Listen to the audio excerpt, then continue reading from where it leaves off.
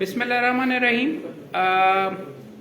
बार vocational course की एक खूबसूरती और मेरे लिए बहुत बड़ी इंजॉयमेंट उसकी ये भी है कि आई गेट टू चूज़ के कौन से दोस्त यहाँ पे आते हैं, और ख़ास तौर के ऊपर people I admire, people I look up to, और जिनको गोल्ड स्टैंडर्ड जुडिशरी की उस साइड के ऊपर भी और वकालत में इस साइड पे भी, और वकालत की लीडरशिप के अंदर बार पॉलिटिक्स के अंदर भी जिसको मैं कंसिडर करता हूं, उनको मैं यहाँ पे बुलवा सकता हूं और आपके सामने भी पेश कर सकता हूं। और बार बार ही जैसे कि हम कहते हैं कि बी लाइक दिस मैन, उनको हमारी खुशकिस्मती मौजूद है। हमारी आज खुशकिस्मती ये है कि हमारे दरमियान जनाब सोहेल शफीक साहब मौजूद हैं, साबिक एडिशनल डिस्ट्रिक्ट एंड सेशन जज भी हैं, साबिक vice president Lahore high court bar association भी रह चुके हुए हैं, और इसके साथ साथ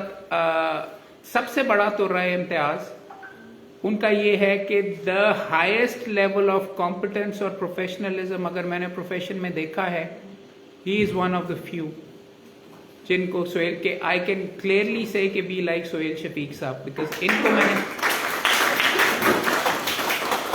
इनकी कमिटमेंट टू ट्रेनिंग ये है कि हमने जब लाहौर सिविल कोर्ट में कोई तकरीबन 10 साल पहले ट्रेनिंग वगैरह शुरू की, तो लॉ ऑफ इंजंक्शंस के ऊपर, जो कि 99% वकालत सारी की सारी सिविल कोर्ट की है ही इंजंक्शन की, स्टे लगता है कि नहीं लगता उसके ऊपर ही होता, सबसे इंपॉर्टेंट टॉपिक है प्रॉबली। उसके लिए हमने सोहेल शफीक साहब को बुलवाया और इन्होंने वक्त दिया और एक आउटस्टैंडिंग लेक्चर डिलीवर किया, वो अभी भी रिकॉर्ड करके मौजूद है।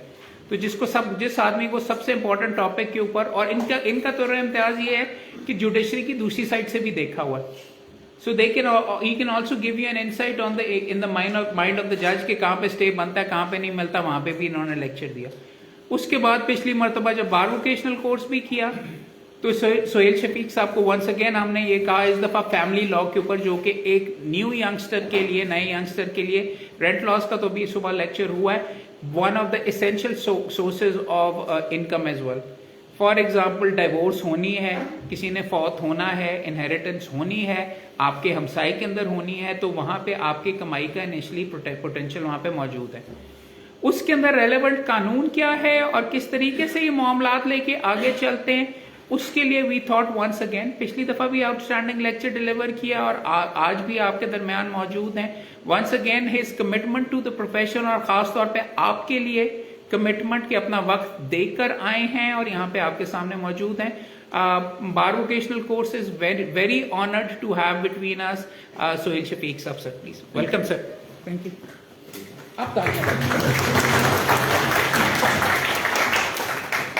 Thank you very much. Ahmed Qayyum साहब ने बहुत ज़्यादा कुछ कह दिया, मैं शुक्रगुजार हूँ इनकी फीलिंग्स का। Thank you very much. अच्छा, अब चूँकि यहाँ पे ज़्यादा पार्टिसिपेंट्स जो हैं हमारे, वो they are new commerce profession में ऑलमोस्ट। हाँ जी। और जब आप आगाज़ करने जा रहे हैं वकालत का, तो इनिशियली जो आप लोगों को छोटे छोटे केस मिलने शुरू होंगे, या आपके सराउंडिंग्स में जो लोग हैं वो आपको कंसल्ट करेंगे, जब आपके रिलेटिव्स, आपके दोस्त, अजीज़, रिश्तेदार कोई किसी को प्रॉब्लम है, उसमें सबसे ज़्यादा जो है वो इनिशियली जो मैंने देखा है यंगस्टर्स को अप्रोच किया जाता है, या जिसमें उनका होता है वो फैमिली रिलेटेड मैटर्स ही होते हैं। इसको थोड़ा सा इसका मैं ब्रीफ आपको इंट्रोडक्शन यूँ दूँगा। वैसे तो सबको इंट्रोडक्शन है फैमिली लॉज का। ये एक ऐसा मतलब फील्ड ऑफ लॉ है जिसको कंपैरेटिवली सबसे आसान समझा जाता है। मतलब ये फैमिली केसेस करना तो कोई मतलब वो समझते हैं कोई ख़ास महारत, सेंसिटिव फील्ड ऑफ लॉ और प्रैक्टिस जो है वो फैमिली लॉज है।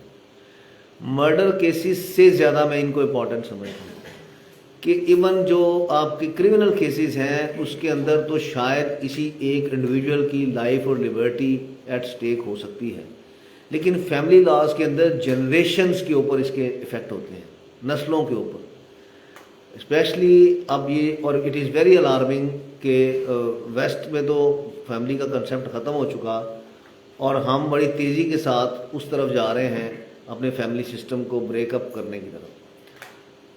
पिछले चंद सालों में हमने देखा कि लाहौर में जो लिटिगेशन है उसमें बहुत ज़्यादा जो इजाफा हो रहा है वो फैमिली केसेस की लिटिगेशन है। उसमें सेपरेशन के केसेस भी होंगे, उसमें बच्चों की कस्टडी के भी होंगे, उसमें मेंटेनेंस वगैरह के भी होंगे। So this is very alarming. और उसमें कुछ गाइडेंस, कुछ उसके अंदर एक अलग से लंबी डिबेट है कि उसके क्या रीजंस हैं और उसको कैसे किया जा सकता है। बहरहाल इनिशियली मैं आप सब दोस्तों को, आपने पढ़ा तो होगा, आपने इम्तहान दिया है तो सब ने अपने फैमिली लॉस पढ़े, लेकिन प्रैक्टिकल एस्पेक्ट से इसकी जो चीज़ें हैं वो हम डिस्कस करते हैं। अभी हम सुबह होके आए हैं सर, इनको सारों को कोर्ट विजिट वगैरह करवाई है, तो वहां पे हमें ये पता चला कि अब सीनियर सिविल जज साहब भी अलहदा है फैमिली के लिए, और Yes. उन्होंने रजिस्ट्री भी इतनी ज्यादा इम्पोर्टेंस हो चुकी है इसकी कि सिविल एक अलहदा है, क्रिमिनल का एक सीनियर क्रिमिनल के अलहदा है उन्होंने जज साहब रखे हुए हैं मामलात के, और इसके लिए फैमिली के लिए एक मुकम्मल तौर पे अलहदा बीच में ब्रांच बनाई गई है। So the number of scope of earning जो आपकी यहाँ पे मौजूद है, इस चीज से ही आपको इंडिकेट हो जानी चाहिए। Sorry sir. और इसमें एक चीज़ और ऐड कर दूं कि अब मेरी इन्फॉर्मेशन का मुझे भी कल पता चला कि उन्होंने एग्जीक्यूशन के लिए एक अलग से कोड बना दी है, जो सिर्फ फांसी मिल जाती है नहीं, डिग्री जो है उसकी एग्जीक्यूशन के लिए ऊपर नीचे। अच्छा। सो जी वी विल स्टार्ट जो फैमिली लॉज हैं। अब फैमिली लॉ एक बड़ी वास्ट सी ब्रॉड सी टर्म है, इसके अंदर बहुत सारे कवानीन आ जाते हैं। कुछ कवानीन का मजमूआ है जो रिलेट करता है फैमिली मैटर्स के साथ, जिनके अंदर मेनली फैमिली कोर्ट्स एक्ट है which deals with the procedure and the nature of cases, कौन कौन से हैं, किस तरह होंगे, क्या उसकी रिक्वायरमेंट्स हैं। West Pakistan family code rules हैं, इसी एक्ट के नीचे जो रूल्स बनाए गए हैं these are West Pakistan family code rules. फिर गार्डियन एंड वार्ड एक्ट है which deals with the custody of the minors, ये एक बड़ा डिटेल्ड इसका सब्जेक्ट है, इसको डिस्कस करेंगे। Dissolution of Muslim marriage act है, चाइल्ड मैरिज रिस्ट्रेन एक्ट है, मुस्लिम फैमिली लॉ ऑर्डिनेंस है। ये चंद कवानीन हैं मेनली जो जिनके अराउंड रिवॉल्व करता है हमारा फैमिली कोर्ट्स, फैमिली डिस्प्यूट्स का सिस्टम में। 1961 हो, हाँ 65 लिखा हुआ है, ओके परहैप्स 65 में, आई एम नॉट श्योर, वैसे देख लीजिएगा आप। 60 मेरा ख्याल है 65 है, क्योंकि यूब साहब के दौर में, जनरल यूब के दौर में आए थे, 61 ही होगा। अब नेक्स्ट क्वेश्चन इसके फैमिली कोर्ट में किस तरह के केसेस आ सकते हैं। आप हर स्टैट्यूट को देखेंगे तो उसके अंदर एक उसके अंदर प्रोविजन होगी ज्यूरिसडिक्शन की, चूँकि ये स्पेशल लॉ है। अच्छा, मैं ये भी बता दूं आपको कि ये फैमिली लॉज पहले इनिशियली जितने भी डिस्प्यूट्स होते थे वो सारे सिविल कोर्ट्स एंटरटेन करती थी।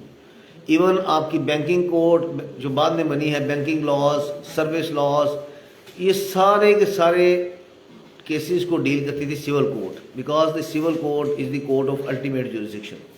लेकिन वक्त के साथ साथ जब बर्डन बढ़ता गया तो फिर उन्होंने फैमिली कोर्ट्स अलहदा कर दी। अब फैमिली कोर्ट्स, इससे पहले West Pakistan family courts act भी था। अब फैमिली कोर्ट्स एक्ट के अंदर जो केसेस जिनसे वो डील करते हैं, ये इसका सेक्शन है 5, उसके अंदर जुडिशन दी गई है कि कौन कौन से केसेस फैमिली कोर्ट्स एक्ट के तहत ट्राई होंगे। ये वक्तन फवक्तन इसके अंदर इजाफा होता रहता है। मसलन आप देखेंगे, अगर पहले शुरू में ये शायद ये 6 या 7 नंबर की हद तक था, फिर उसमें नंबर 9 ऐड हुआ, मैं पढ़ के बताता हूँ आपको, फिर उसके बाद 10 ऐड हुआ, यानी इसकी जुरिसडिक्शन वक्त के साथ साथ बढ़ती जा रही है। ये अमेंडमेंट्स के ज़रिए इसमें ये ऐड होती गई चीज़ें। मसलन पहले डिसोल्यूशन ऑफ मैरिज है, डिसोल्यूशन ऑफ मैरिज से मुराद तलाक। अब इसकी भी there are 2 kinds of divorce हमारे यहाँ। एक तो है खुला, वो हम आगे जाके पढ़ेंगे। खुला है, ये इस्लामिक कॉन्सेप्ट है कि खुला में ए वुमेन कैन से कि मैं अपने कोई राइट्स जो मैंने, बेनिफिट्स जो मैंने अपने हस्बैंड से गेन किए हैं, मैं उनको सरेंडर करती हूँ और ये मुझे सेपरेट कर दे। एक ये खुला है। एक है dissolution of marriage. Dissolution of marriage खुला से एक मुख्तलिफ चीज़ है। उसके अंदर मुख्तलिफ ग्राउंड्स हैं जिनकी बेसिस पे a women can claim separation of marriage. मसलन एक खातून चाहती है कि वो अपना जो बेनिफिट्स उसने अपने हस्बैंड से लिए वो सरेंडर ना करे, या कोई और वजूहात है जो उसके अंदर दी गई हैं डिसोल्यूशन ऑफ मैरिज में, उन वजूहात की बिना पे वो सेपरेशन चाहती है, तो वो जो दावा करेगी उसमें जो ग्राउंड्स होंगी वो डिसोल्यूशन ऑफ मैरिज जो लॉ है उससे उसके अंदर दी गई हैं ग्राउंड्स। मैं आपको बताता हूँ आगे चल के। मसलन उसमें क्रुएलिटी है, डोमेस्टिक वायलेंस है एंड मैनी अदर्स। अगर वो उनकी बेसिस पे क्लेम करती है separation, that will not be खुला। अगर वो उन पे क्लेम नहीं करती, खुला की बेसिस पे क्लेम करती है, तो then she has to surrender some right. जिस तरह कोर्ट ने आजकल एक बनाया हुआ है कि जी हक महर जो है उसका इतने % वो सरेंडर करेगी, जो उसको वापस करेगी, रिटर्न करेगी। एक तो ये है। दूसरा डॉवर है। डॉवर मीन्स हक महर की अमाउंट जो उसको दी गई या दी जानी है उससे रिलेटेड। मेंटेनेंस मीन्स खर्चा खातून अपने बच्चों का क्लेम कर सकती है। रेस्टिट्यूशन ऑफ कंजुगल राइट्स को उर्फ आम में बाजू दावा कहते हैं। Restitution of conjugal rights is a suit which normally is being filed by the husband. अगर उसकी बीवी उससे डिवोर्स भी नहीं ले रही और उसके साथ भी नहीं रह रही, शी इज़ लिविंग सेपरेट, तो वो एक इस दावे के ज़रिए वो अपना राइट क्लेम कर सकता है to perform her marital obligations के वो उसके साथ ज़िंदगी गुजारे। This is suit for restitution of conjugal rights. 5th number पे कस्टडी ऑफ चिल्ड्रन है and the visitation rights of parents to meet them. ये अगर आप देखेंगे ब्रैकेट में लिखा हुआ है and visitation rights of parents to meet them, ये बाद में ऐड हुआ। वक्त के साथ साथ चीज़ें इवॉल्व होती है ना। पहले सिर्फ ये बच्चों की कस्टडी पे ही झगड़ा होता था कि जी बच्चे माँ के पास रहने हैं, बाप के साथ रहने हैं, लेकिन अब आहिस्ता आहिस्ता उसके साथ फिर ये हुआ कि चूंकि उस कस्टडी की पिटीशन के फैसले में तो हर साल लग जाएंगे, उस दौरान बच्चों से जो मुलाकात करनी है माँ ने या बाप ने, उसका क्या तरीकाकार होगा और वो कोर्ट कैसे रेगुलेट करेगी, उसके लिए भी you can claim through to the family court. अच्छा, फिर गार्डियनशिप है। Guardianship is the same. Guardian कौन अपॉइंट होगा, माँ या बाप में से या कोई और। Jactitation of marriage. Jactitation of marriage से क्या मुराद है, क्या आपके जेहन में आता है जैक्टिटेशन?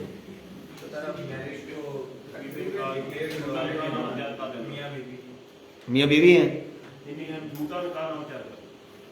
हाँ, टू सम एक्सटेंट।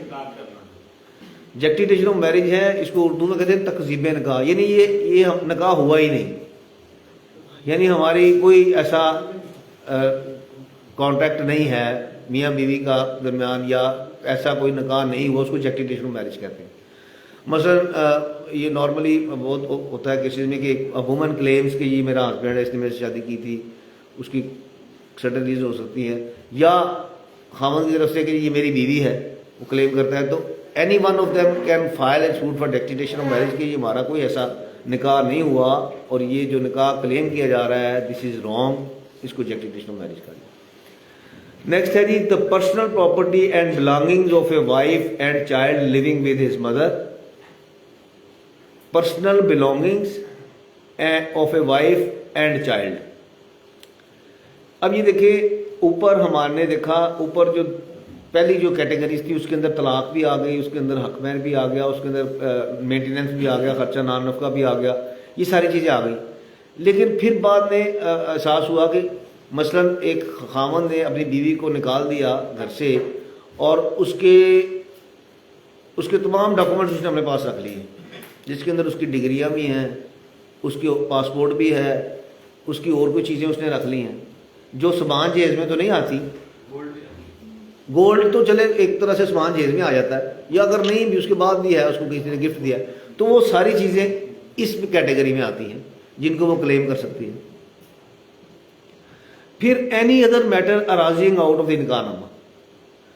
अब मैं आगे चल के आपको निकाहनामा दिखाऊंगा। उस निकाहनामे का जो परफॉर्मा है उसके अंदर लिखी हुई है कि देयर आर सर्टेन कंडीशंस। बाज़ औक़ात हक महर से हटके भी कुछ कंडीशंस में निकाह होता है।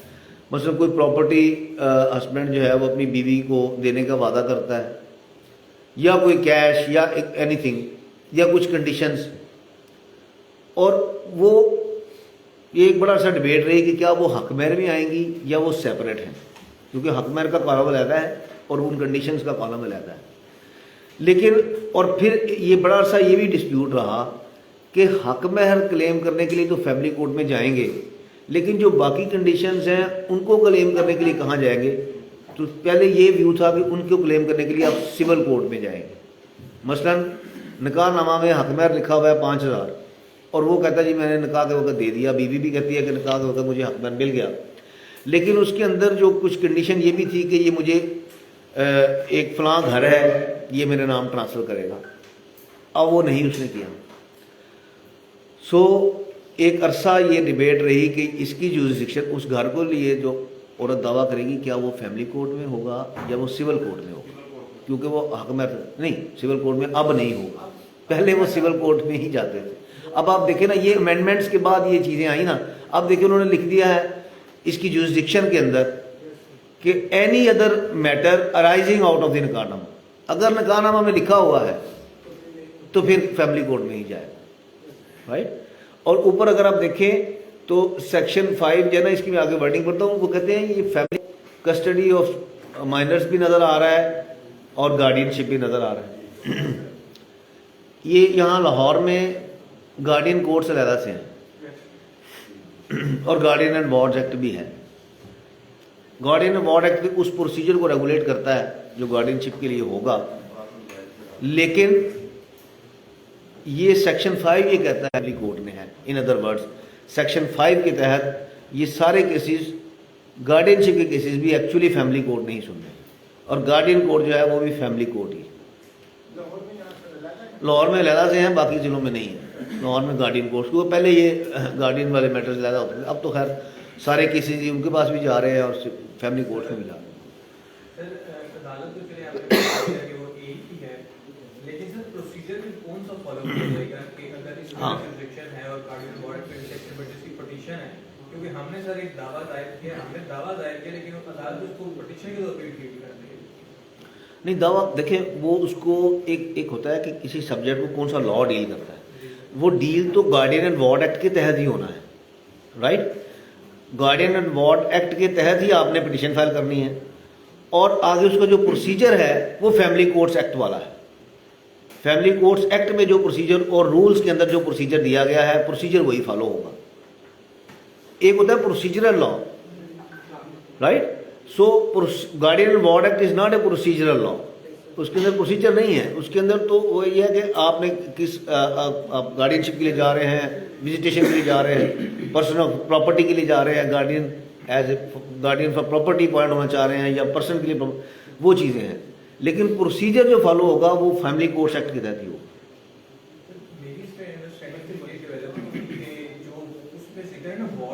जी जी, जो माइनर्स हैं वो चूंकि अगर फैमिली मैटर्स में जो चिल्ड्रन हैं, तो ये अगर वो मैटर होगा तो फैमिली के तहत ही प्रोसीजर फॉलो होगा। लेकिन अगर जो वार्ड है वहाँ पे, क्योंकि उसमें है कि अगर वार्ड को आप रिमूव कर लें from the custody of guardian, तो उसके लिए वो पिटीशन जो है की जाएगी, वो एक डिफरेंट सिनेरियो में। मेरी अंडरस्टैंडिंग नहीं, देखिए बात आपकी है, मेरी अंडरस्टैंडिंग की नहीं, बात है law, and law is very much clear. अब सेक्शन 5 पढ़े ना, सेक्शन 5 ने सारों की जुरिस्डिक्शन बाहर कर दी। उन्होंने कहा कि the family court shall have the exclusive jurisdiction. अब उसने सबको आउट कर दिया, even high court, supreme court, session court, no court can take cognizance of any matter which falls within this schedule, right. कानून तो ये है और कानून ही चलेगा। बाकी आ जाता है कि फैमिली कोर्ट्स एक्ट में आपने दरखास्त, जैसे मैं आपको इसको इस तरह सिंप्लीफाई कर लेते हैं कि सिविल कोर्ट के अंदर डिफरेंट कैटेगरीज के दावा जाते हैं। आप कर रहे हैं suit for possession, suit for specific performance, suit for injunction, वो सारे सूट्स किस कानून के तहत रेगुलेट हो रहे हैं, वो स्पेसिफिक रिलीफ एक्ट के तहत हो रहे हैं।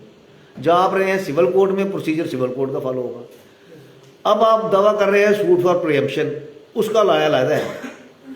जब आप सूट फॉर प्रियम्पशन फाइल करेंगे तो प्रियम्पशन वाले कानून के तहत जाएंगे, लेकिन फिर सिविल कोर्ट में जाएंगे तो प्रोसीजर वही सिविल कोर्ट वाला होगा।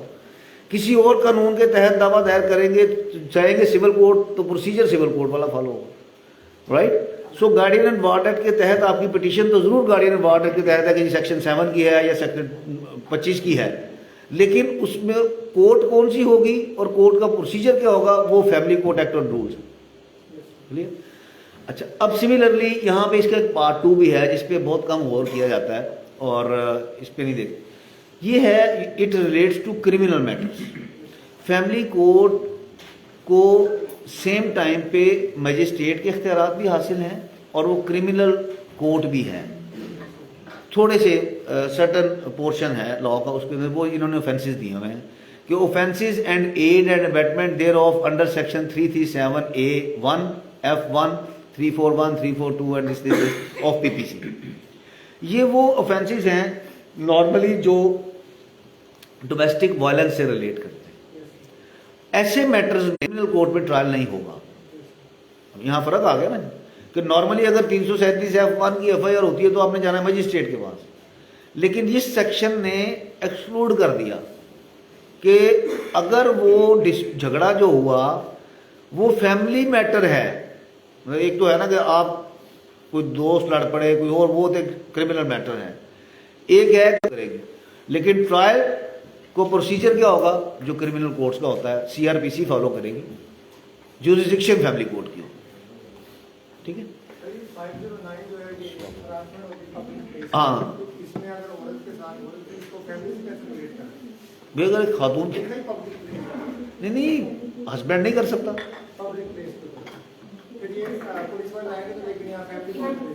उन्होंने जो इन्वेस्टिगेशन करनी है उसके बाद जो रिपोर्ट सबमिट करनी है 173 की, ऐसे केसेस में वो फैमिली कोर्ट को सबमिट करेगी। नाउ द क्वेश्चन इज कि अब वो किसी के खिलाफ दावा करेगी, क्योंकि उसका हस्बैंड तो मर गया है, तो उसके खिलाफ वो कैसे दावा करेगी। या सो यहाँ पे उन्होंने इसको बड़ा ब्रॉड उसको कर दिया है, वास्ट कर दिया कि party shall include, party means एक तो पार्टी हो गया ना कि दो फ्री कैन जो हैं दे आर पार्टी। निकाह के वक्त लिखा कंडीशन कि मैं अपना घर जो है अपनी बीवी के नाम ट्रांसफर करता हूँ, बिफोर दैट उसकी डेथ हो जाती है। अब वो उसका घर जो है वो डिवॉल्व कर जाता है उसके लीगल एयर्स में। लीगल एयर्स में उसकी बीवी भी है और उसके अगर बच्चे नहीं हैं तो फिर उसके घर पेरेंट्स भी आएंगे। वो उस डिग्री से बचने के लिए कि इस खातून को ये घर ना ले जाए, वो आगे किसी को ट्रांसफर कर देते हैं, राइट। अब इस सेक्शन के तहत that lady can file case against her father in law and mother in law and others, लेकिन during the proceedings if the court comes to the knowledge कि जी इन्होंने इंटेंशनली ट्रांसफर कर दी है प्रॉपर्टी, फर्दर आगे एलिनेट कर दी है सिर्फ इस डिग्री से बचने के लिए, तो कोर्ट खुद से भी उस पार्टी को भी उसमें ऐड कर सकती है दावे के अंदर।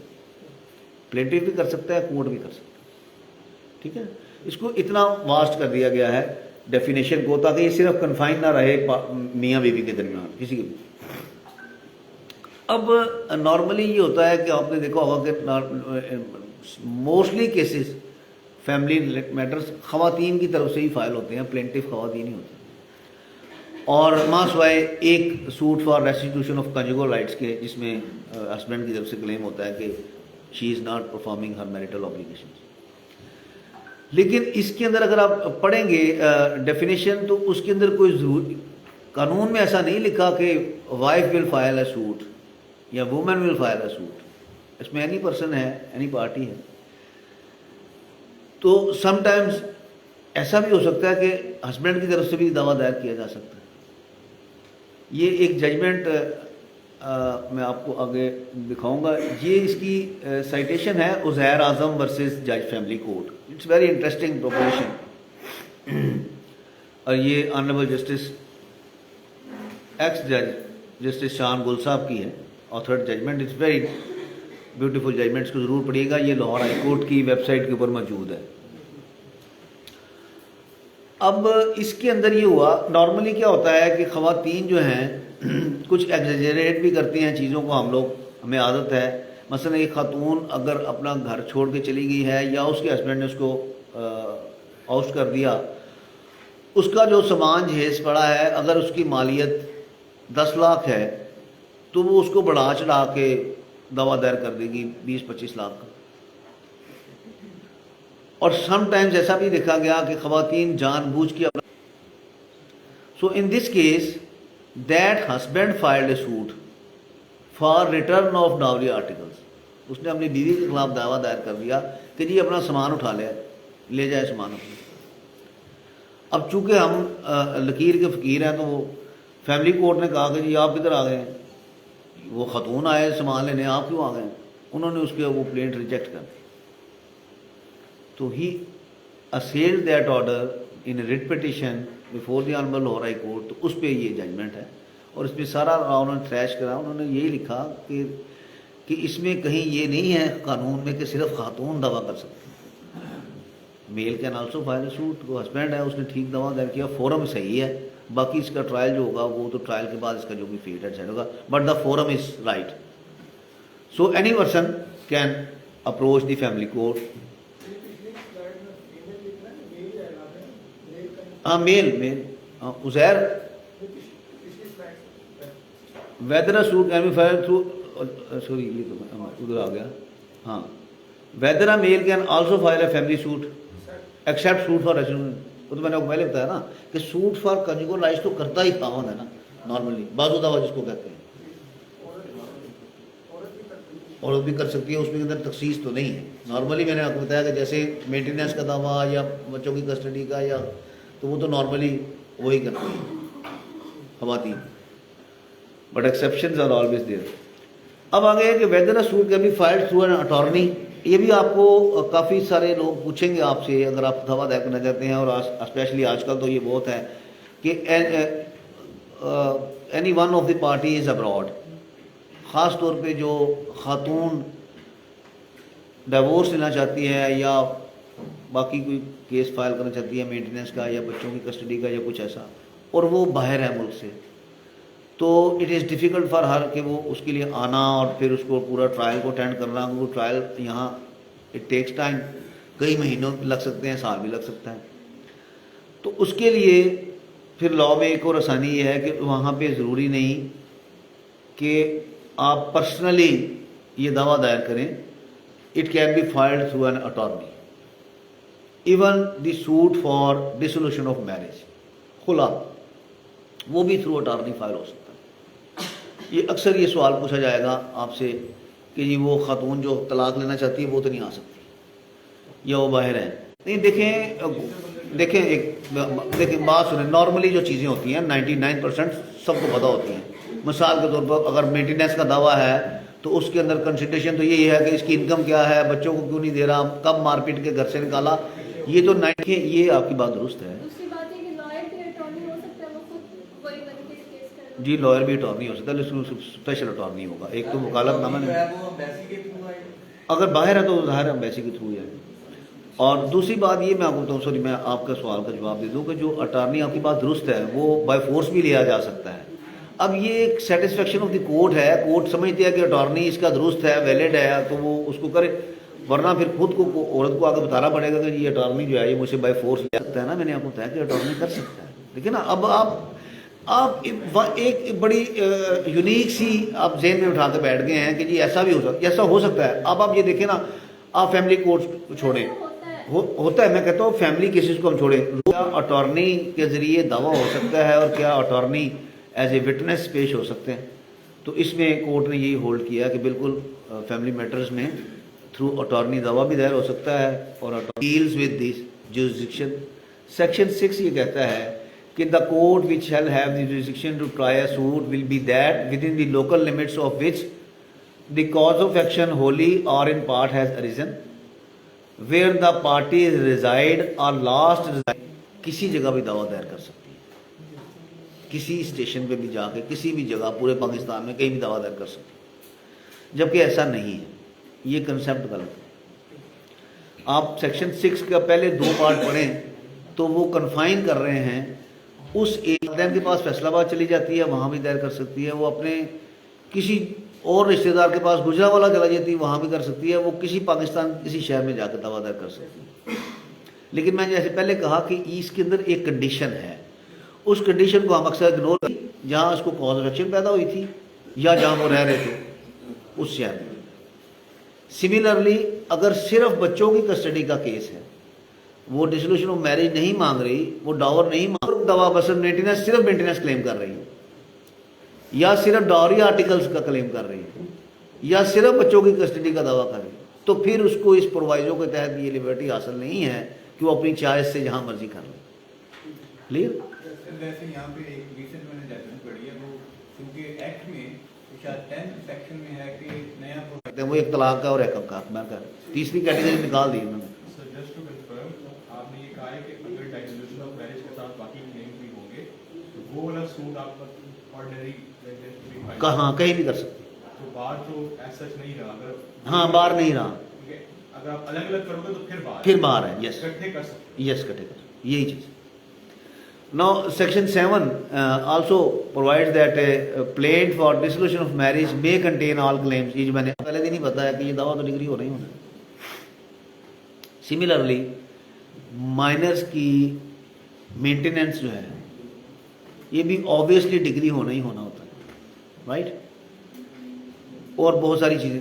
सो जब इन वक्त के साथ साथ ट्रेंड फिर क्या होगा, आप द हस्बैंड हैज़ टू या डिफेंडेंट हैज़ टू पे, और अगर वो अवॉइड करना चाहता है तो लॉ के अंदर फिर वो सारा वही प्रोसीजर है जो लैंड रेवेन्यू एक्ट के तहत है, उसके अंदर उसको अरेस्ट भी किया जा सकता है, उसकी प्रॉपर्टी अटैच हो सकती है, ऑक्शन हो सकती है, सारी चीज़ें। तो उसको अवॉइड करने के the people normally they transfer or alienate their properties in the name of some other person.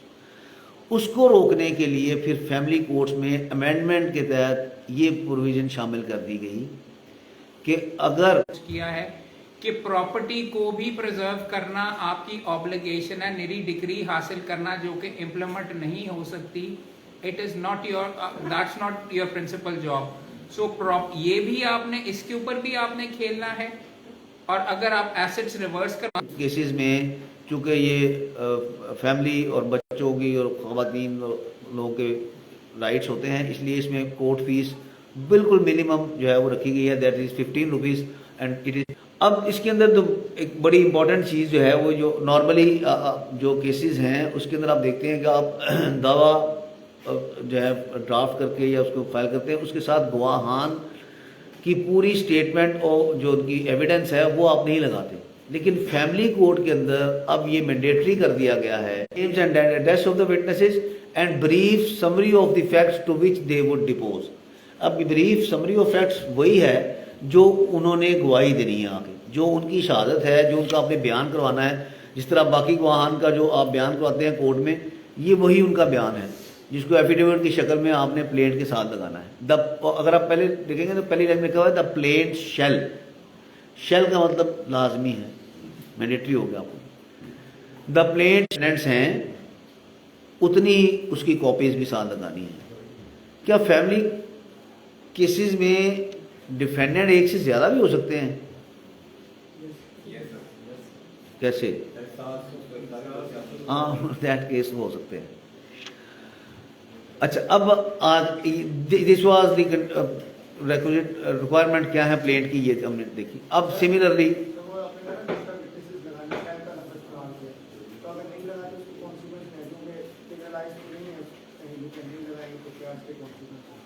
अब if you are for the defendant तो आप कह सकते हैं कि जी इसकी एविडेंस नहीं हो सकती क्योंकि उन्होंने एक जो मैंडेटरी प्रोविजन ऑफ लॉ है उसको फुलफिल नहीं किया। नहीं, प्लेंट रिजेक्ट नहीं हो सकती, ये चूंकि विटनेसेस के हैं ना, प्लेंट थोड़ी रिजेक्ट रेज कर सकते हैं। अब है जो रिटन स्टेटमेंट, अगर एफिडेविट साथ लग रहे हैं तो इसका तुक क्या है, मुझे समझ नहीं आई। आपने आप लिस्ट ऑफ विटनेसेस भी दे रहे हैं और वो साथ उसमें लिखा हुआ है कि जी आप ब्रीफ भी लिखेंगे कि ये है, साथ आप कह रहे हैं कि साथ एफिडेविट भी प्लेंट के है वही इसकी है। And in case the written statement is not filed on that date, the family court may, for any sufficient reason which prevented the defendant from submitting the written statement, allow the defendant to submit the written statement and other documents। सकती है वो भी 15 दिन से ज़्यादा नहीं हो सकती। अब अगर आप मुद्दई के वकील हैं या मुद्दइया के वकील हैं तो इस चीज़ को जहन में रखिए और फैमिली कोर्ट्स इस चीज़ को मुद्दा है ज़्यादा से ज़्यादा। एक तो पहले पेशी पे जब उसने पेश होना है तो उसने उसी दिन रिटन स्टेटमेंट देना है। अगर नहीं दिया तो फैमिली कोर्ट उसको एक मौका दे सकती है 15 दिन का। अगर उसमें भी नहीं दिया तो फिर उसका डिफेंस स्टॉप ऑफ, उसका राइट ख़त्म हो जाएगा जवाब दवा देने का। लेकिन यहाँ एक चीज़ मैं आपको और बता दूँ, कुछ लोग ये समझते हैं कि उसने जब जवाब दवा का राइट स्टॉप ऑफ हो गया तो वो आउट हो गया प्रोसीड। लेकिन चूँकि फैमिली कोर्ट ने इसको थोड़ा सा उन्होंने लिबर्टी दी है, उसका मौक़िफ़ रिकॉर्ड के नहीं है, ये दुरुस्त बात है। But even then he has a right कि जो प्लेंटिफ या मदैया के जो गवाहान हैं उन पर जिरा कर नहीं नहीं सकते जरा इज फाइन ठीक आई है। जस्ट से उसका अपना एविडेंस आ सकता है वो खुद बतौर विटनेस तो आ सकता है, खुद ही आ इज ए सकता है। Defendant, but can he can not produce any other he can not, any witness yes. लेकिन चूंकि उसका जो मौकफ है वो रिकॉर्ड पे नहीं है, जो वर्बल उसमें आगे वहाँ पे एज ए विटनेस उसका भी चीफ रिकॉर्ड होगा और उस पर वो जिरा कर सकता है, प्लेंटिफ कौंसल वो दे सकता है, इससे ज़्यादा नहीं होगा, नहीं फ्रेम होगा, इश्यूज नहीं फ्रेम होगा, स्टेट वे एविडेंस में चला जाएगा ना, और ऑलरेडी मुदैया के एफिडेविट्स मौजूद हैं रिकॉर्ड पे, उन पे वो जिरा का उसको मौका दे देगा। जी जी। After first appearance, within 30 days, you have to submit written statement.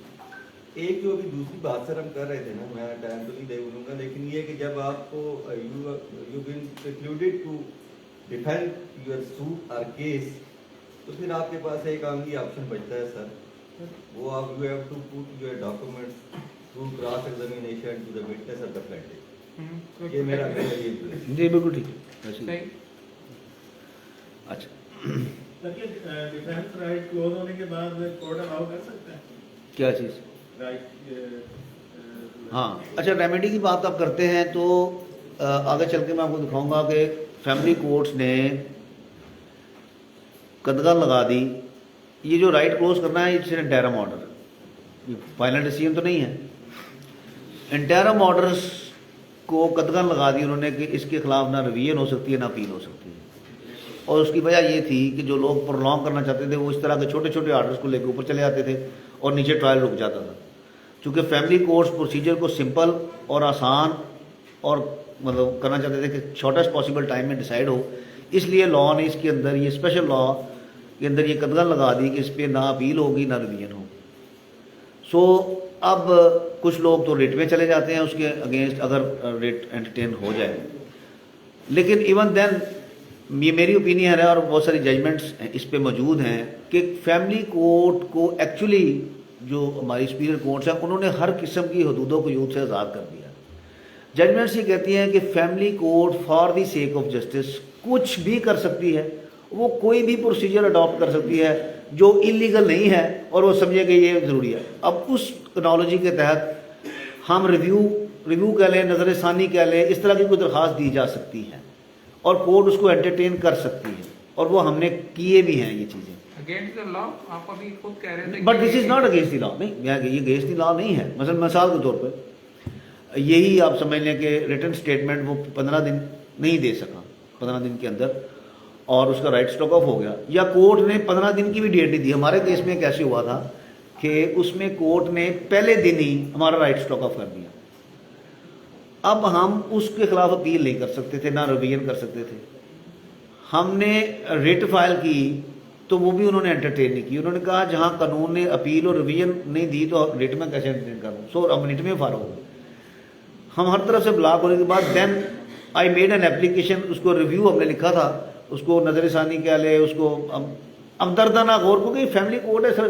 उसमें मैंने कहा कि जी मुझे एक मौका मिलना चाहिए था, 15 दिन का तो राइट था जो कोर्ट ने इग्नोर कर दिया और मुझे अब दे। अब यहाँ कोर्ट का पहला सवाल मुझसे यही था कि क्या मैं अपने ऑर्डर को रिव्यू कर सकता हूँ।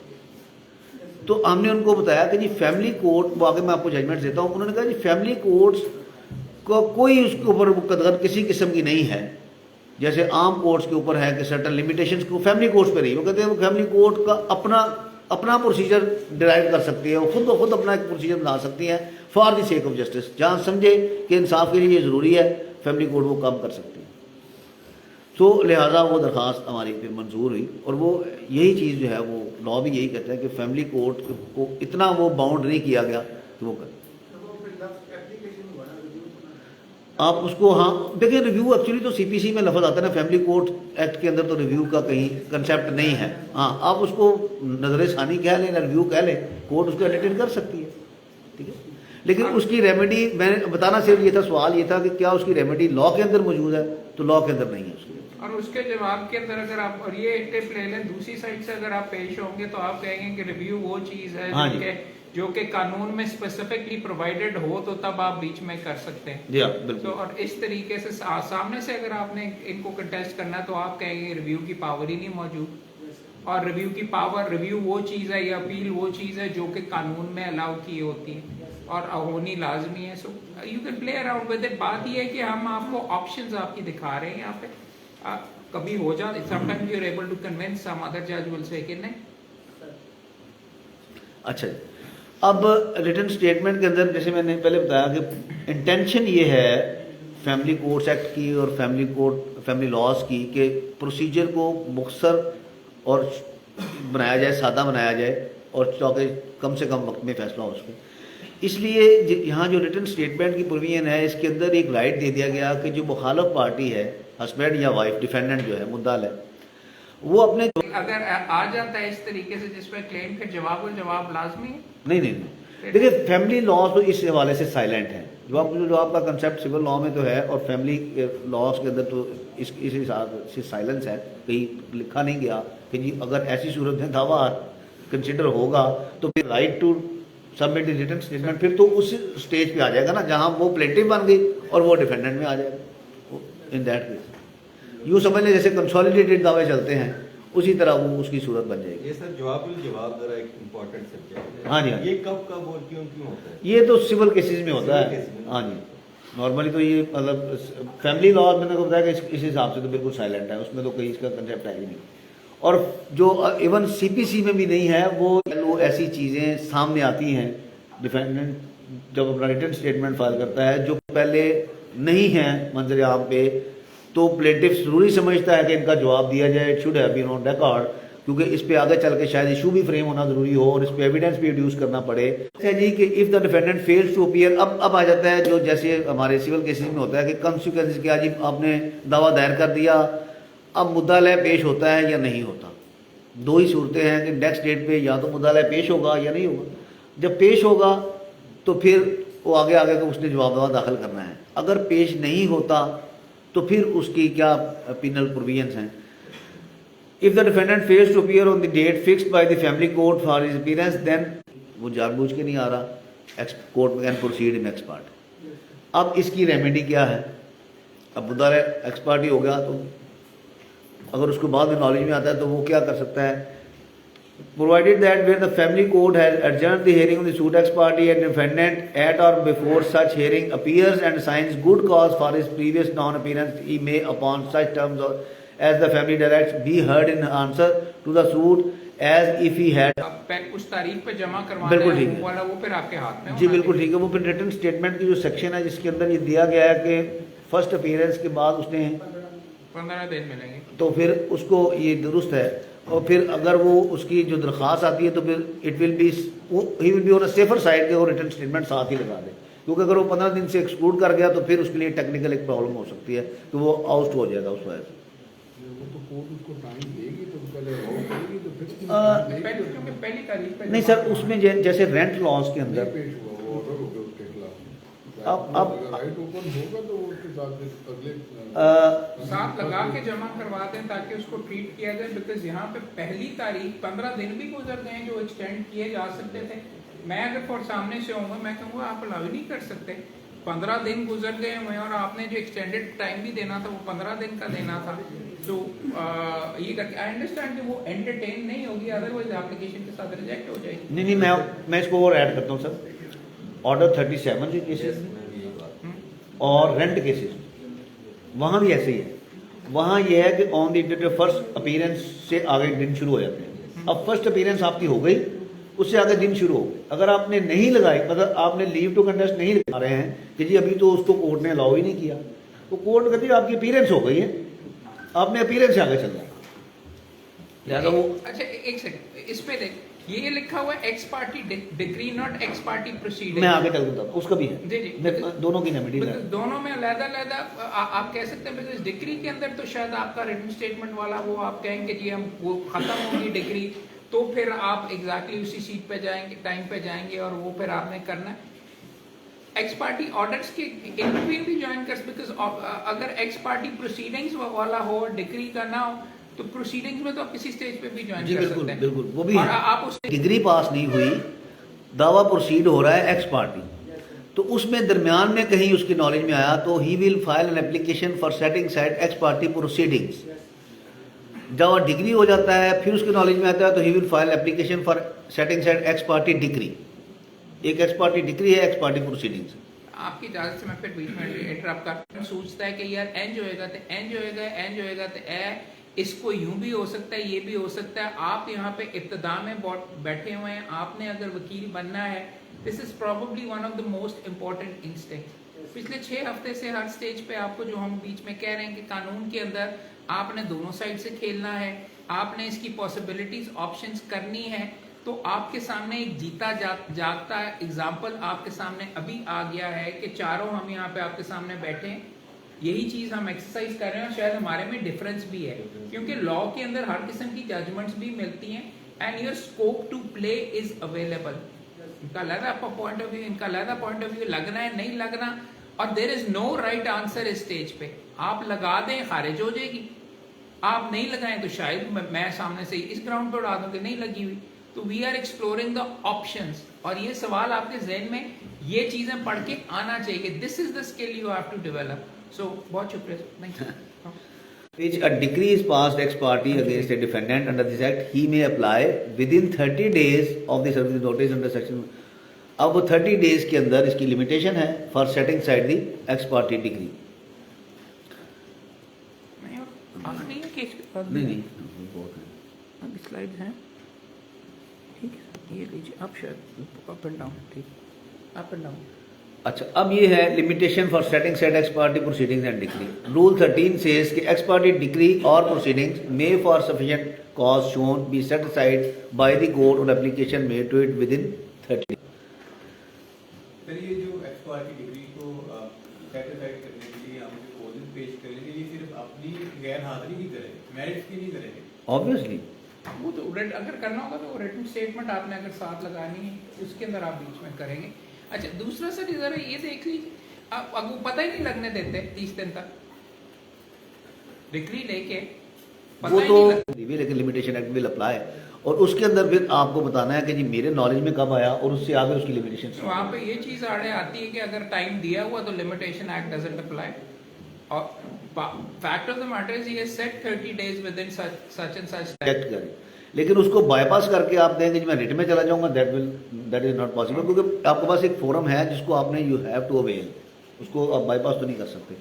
अब अगली बात आ जाती है कि जी वो 30 डेज से बियॉन्ड जाके मेरे नॉलेज में आया, तो देन वो इसीलिए वो जो है ना कंडोनेशन जो है उसकी दरख्वास्त साथ आप लगाएंगे कि जी मेरे नॉलेज में अब आया, तो the court has the power to condone.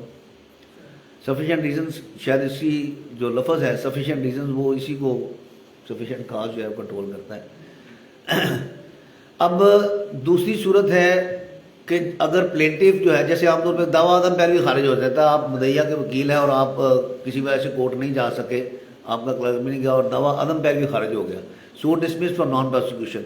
ये वो चीज़ें हैं, जो रेमेडीज़ हैं जो लॉ ने आप फैमिली कोर्ट एक्ट के अंदर प्रोवाइडेड हैं। अगर प्रोवाइडेड ना होती तो फिर आप रेमेडी लेस हो जाते, फिर आपके पास कुछ ना होता। ये फैमिली कोर्ट एक्ट के अंदर मौजूद हैं। यहाँ पे क्वेश्चन है, अगर दावा 17A के तहत डिग्री हो गया हो और जो है डिफेंडेंट उनका राइट भी क्लोज हो गया हो, नेक्स्ट डेट पे सर किसी वजह से ना तो प्लेंटिफ और ना उसका जो एडवोकेट है मतलब वो ना जा सके, तो क्या अदम पैर भी वो खारिज हो सकता है? ये दावा डिग्री हो गया, दावा तो डिग्री हो चुका डिग्री हो है, गया तो उसके बाद क्या हो? तो फिर कैसे डिग्री खारिज उसके होगी? बाद फिर आगे कसूर में ना दावा दायर। ठीक है ना। अब जो 17A में दावा डिग्री हुआ वो हुआ मेंटेनेंस की हद तक, जी सर। तो भाईजान बुरी बात करते हैं। फिर डावरी आर्टिकल्स रह गए, बाकी चीज़ें रह गई होंगी, उनकी हद तक दावा चलना है, तो फिर वही प्रोसीजर फॉलो होना जो बाकी दावों का है, वो अदम पैरवी भी हो सकता है। लेकिन सर डॉरी आर्टिकल का नहीं किया था हमने, सिर्फ मेंटेनेंस कर दिया। वट एवर इट वॉज, मैं वही कह रहा हूँ कि वो तो उसके लिए तो बाकी वही ला है जो आम ला है, उसके बाकी तो केस वही इसी तरह है। वो जो डिग्री हुआ है वो सिर्फ एक specific with in 30 days of the dismissal of the suit. यहाँ भी दावा अदम पैरवी खारिज हो गया तो उसकी बहाली 30 दिन के अंदर अंदर आप दरख्वास्त दे सकते हैं। अब अगर आप मुद्दा लें हैं, मुदैया का दावा खारिज हो गया और उन्होंने महीने 1.5 महीने बाद दरख्वास्त दी है, तो आप इस कानून के तहत उसको कंटेस्ट कर सकते हैं कि जी ये दरख्वास्त मेंटेनेबल ही नहीं, एंटरटेन नहीं हो सकती, क्योंकि ये बियॉन्ड 30 डेज आई है। एक्सक्यूज मी सर, यहाँ क्लियर थोड़ा सा कर दें।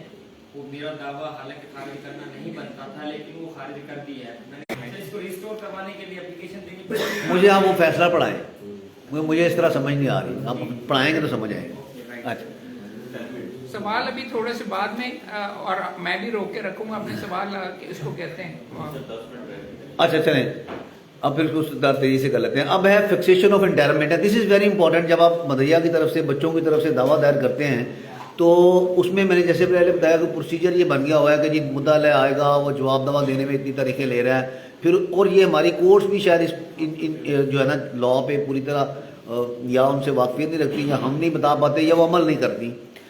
बच्चों का खर्चा दावा दायर होने के 6-6 महीने साल बाद जाकर शुरू हो रहा होता है। हालांकि लॉ ने कहा है कि पहले दिन कोर्ट पाबंद है खर्चा फिक्स करने की।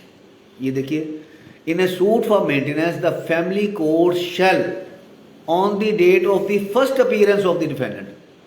अब हम क्या करते हैं जी, आज हमने मुद्दला की तरफ से वकालतनामा दिया, हमें डेट दे दें, अगली तारीख उसने उन्होंने लिखना है कि अगली तारीख पर जवाब दवा, फिर वो जवाब दवा के 2 मौके ले लिए। कानून ये कहता है कि फर्स्ट अपीयरेंस यानी जिस दिन आपकी तरफ से वकालतनामा चला गया, चाहे आपने जवाब दवा दाखिल नहीं भी किया, कोर्ट ने उसी वक्त फिक्स कर देनी है maintenance. So the stage for fixation of the maintenance is the date of first appearance of the defendant. जिस दिन मुद्दा पेश हो गया पहली दफ़ा, उसने उसी वक्त कोर्ट इज बाउंड। और इसको ज़हन में रखिए, और जब आप मुद्दइया की तरफ से वकील हो तो इसके ऊपर फोकस कीजिए और कोर्ट को सेस कीजिए कि जनाब इसमें खर्चा मुकर्रर करें। एंड और इसके अंदर ही लिखा हुआ है consequence, if the defendant fails to pay the maintenance by 14 day of each month, the defence of the defendant shall stand struck off and the family court shall decree the suit for maintenance on the basis of amendments in the plaint and other supporting documents। अब ये जो आप बात कर रहे हैं section 17 है, वो यही है कि अगर जो डिफेंडेंट है in a decree for maintenance the family court may fix an amount of maintenance higher than the amount paid for in the plaint due to influx of time or any other relevant circumstances। This is very important। अब एक खातून है, उसने बच्चों का खर्चा मांगा है 5000, तो यहाँ देखें नॉर्मली कानून ये कहता है कि जो आप मांगेंगे कोर्ट वही दे सकती है, उससे बाहर तो नहीं जा सकती। यहाँ देखेंगे कि तो फैमिली कोर्ट को उन्होंने इतने अख्तियार दे दिए, उन्होंने कहा जो नहीं मांगा वो भी दे सकते हैं। कोर्ट आज खुद कोर्ट को ये अख्तियार वो समझती है कि 5000 तो कम है, वो प्लेंटिफ अगर 5000 मांग रहा है, कोर्ट इवन देन उससे ज़्यादा दे सकती है। इस सेक्शन के तहत अगर समझते हैं कि ये जो है थोड़ी है अमाउंट, या उसको हालात वाक़ देखते हुए उसको ज़्यादा का भी ऑर्डर कर सकते हैं। दूसरा है कि prescribe the annual increase in the maintenance, सालाना उसमें इजाफा कितना होगा। अब यहाँ पे बाज़ औक़ात नहीं लिखा जाता ऑर्डर के अंदर सालाना इजाफा, और उसका भी उन्होंने मैकेनिज्म इसके अंदर ही फिट कर दिया कि इंटरम ज़्यादा, सर मैंने कहा था कि मैं सवाल नहीं करूँगा लेकिन ये ज़रूरी है। इंटरम आप अगर मुद्दइया की तरफ से हैं तो आप ज़्यादा से ज़्यादा कैसे करवा सकते हैं, और जज कैसे क्या देखेगा? जो चीज़ साथ लगी होनी चाहिए, जिसको आपको सर्ट करना चाहिए कि बड़ी ज़्यादा आपके लिए करे, 5000 पे ना बच्चे को बिठा दे और क्लाइंट आपको कह के की तरह। यस, ये बहुत इंपॉर्टेंट है। और ये चीज़ है ना, ये बड़ा अच्छा आपने किया। जब आप दावा ड्राफ्ट कर रहे होते हैं ना, उस वक्त ये चीज़ें सारी जहन में होनी चाहिए। हम उस वक्त ना बड़ा रूटीन में जैसे साइक्लो स्टाइल साइक्लो दावा कॉपी कर लेते हैं और जहाँ लिख देते हैं, ये चीज़ें हम जहन में नहीं रखते कि कल को हमने इसी की बेस के ऊपर एविडेंस करवानी है और इसी की बेस पे कोर्ट ने फैसला करना है। अब कोर्ट्स ने फिक्सेशन ऑफ आदमी उसने खुद ही तो आया रख के दी थी जिसको 2.5 लाख मैं पे कर रही हूँ। So it depend. अब ये नहीं है कोर्ट पाबंद तो नहीं हो गई कि उन्होंने 10,000 ही देना है या 15,000 ही देना है। और समटाइम ऐसा भी हो सकता है कि किसी के लिए 10,000 बहुत बड़ी रकम हो, किसी ने उसकी इनकम ही नहीं इतनी हो, उसकी महीने की इनकम अगर 20-25 हज़ार है तो उसके लिए तो शायद 10,000 बहुत ज़्यादा हो। सो ये इसके लिए कोई हार्ड एंड फास्ट रूल नहीं होता, कोर्ट ने देखना होता है कि क्या सर्कमस्टांसेस हैं और अगर उसको मल्टीप्लाई करें आप 30 डेज से तो इतने का तो सिर्फ दूध ही बन जाता है, बाकी चीज़ तो आप छोड़। सो ये वो सारी चीज़ें हैं जो आपके जहन में at the time of drafting the plaint, जब आप दवा लिख रहे हैं तो ये सारी चीज़ें आपने उसमें लिखनी है कि जी ये डिफेंडेंट का सोर्स ऑफ इनकम है, ये इतने अफोर्ड करता है, इसका फाइनेंशियल स्टेटस ये है, बच्चों की ज़रूरियात ये हैं, बच्चे यहाँ पढ़ रहे हैं, उनकी ये है। तो उस वक्त तो कोर्ट ने प्लीडिंग्स देख के आपके अंदाज़ा लगाना है कि आप इतने जोगे हैं, ये डिफेंडेंट कितने जोगा है, इसकी क्या क्या इनकम हो सकती है, तो वो अंदाजे से ही होता है। बाकी जो फाइनल होगा वो चूँकि दोनों पार्टीज जो अपनी एविडेंस लाएंगी, उस एविडेंस में से कोर्ट अखज़ करेगी कि इनका क्या फाइनेंशियल स्टेटस है, इनकी क्या रिक्वायरमेंट है और कितना होना चाहिए। वो तो कोर्ट के पास इख्तियार है, कम भी कर सकती है, ज़्यादा भी कर सकती है। किस स्टेज के अंदर उसके अंदर the state and resources of the defendant.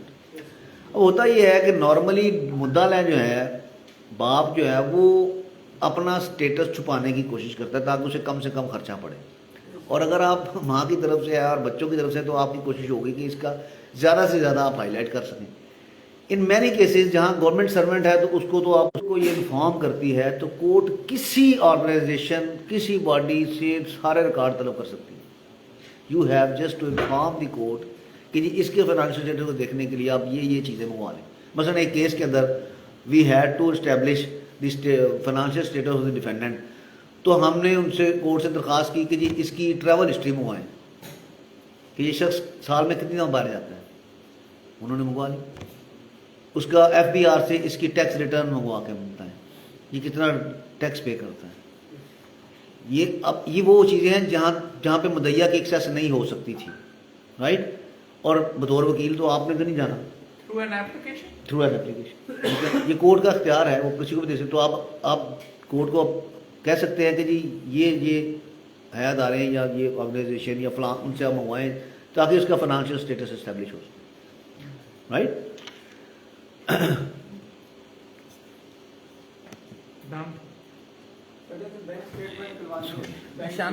हाँ उसको भी कर सकते हैं। वो उसके अंदर एनी ऑर्गेनाइजेशन और कॉर्पोरेशन सारा लिखा हुआ है, तो इसके अंदर उसके अंदर प्राइवेट भी आ सकती है। सूर्य को हाँ जी, अच्छा ठीक, सॉरी ये तो हो गया जी। अब आगे ये भी हो गया। अब है नेक्स्ट स्टेज होगी, ये सवालात बाद में एंड में करें। वैसे तो ना एविडेंस आई है, ना इशूज फ्रेम हुए, ना अभी सिर्फ प्लेंट आई है, दोनों पार्टीज की प्लेटिंग्स आई हैं, एक का दावा आ गया, एक का जवाब दावा आ गया। अब ट्रायल शुरू होने जा रहा है, तो शुरू होने से पहले प्री ट्रायल रिकॉन्सिलिएशन है कि उनकी एक कोई किसी जगह पे कोई सेटलमेंट हो जाए, पार्टीज के आपस में सुलह हो जाए, इसलिए कोशिश एक करेगी। इसके अंदर मैं ज़रूर आप लोगों को ये कहूँगा कि ये भी एक ऐसी प्रोविजन इसके पीछे रैशनल और विजडम जो है ना, बेसिकली सूरह निसा की ना 35 और 36 है। उसमें ये है कि डिस्प्यूट हो तो आप हक मुकर्रर करें। सुप्रीम कोर्ट ने कहा, सुप्रीम कोर्ट ऑफ पाकिस्तान की 2011 SCMR में पेज में उन्होंने कहा, उन्होंने एक इसी तरह की पिटीशन आई और उन्होंने उसको रिमांड किया। उन्होंने parties and if it fails then the court may ascertain the precise points of controversy, यानी issues जिसको आप कहते हैं। अगर नहीं तो फिर कोर्ट जो है वो इशूज फ्रेम करेगी और इशूज फ्रेम करके it will be fix for evidence.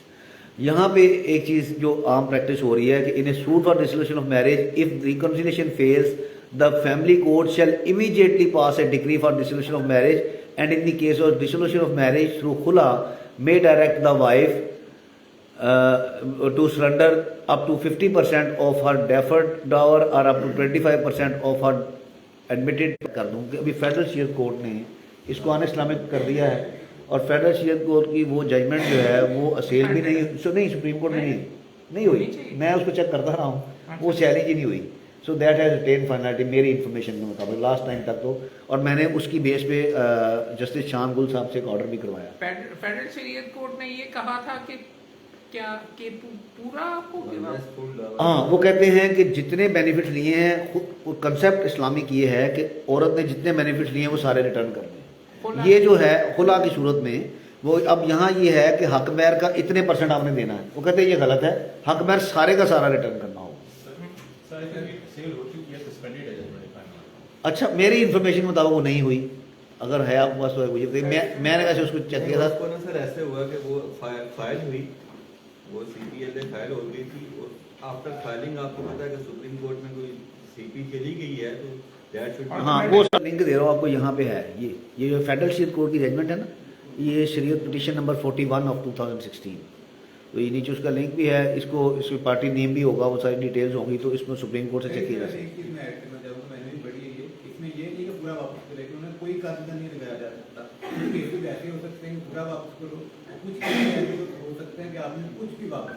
Definitely basically उन्होंने ये जो परसेंटेज थी ना, इसको नल एंड वाइड किया है कि ये इतने % उतने % होता है, ये गलत अन इस्लामिक। अगर तशद्दुद करता है पैसे भी फिर वापस दे बीच में से बाहर निकलने के लिए, वो तो नॉट एक्सेप्टेबल।